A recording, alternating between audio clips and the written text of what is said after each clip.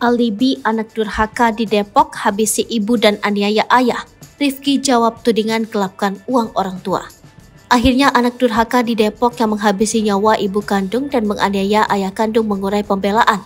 Rifki Aziz Ramadan, tersangka kasus, mengklaim dirinya tak berupaya menggelapkan uang perusahaan keluarganya.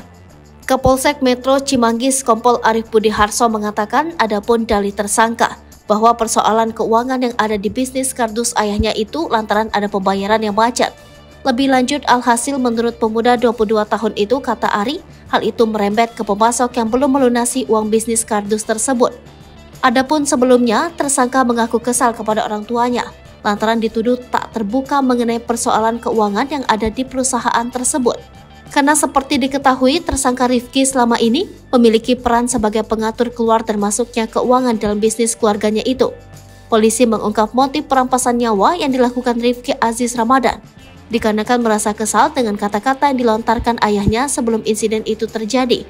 Kapolsek Metro Cimanggis Kompol Arif Budi Harso mengatakan, berdasarkan pengakuan tersangka, bahwa ia dimarahi dengan menggunakan kata-kata kurang mengenakan sehari sebelum peristiwa pembunuhan.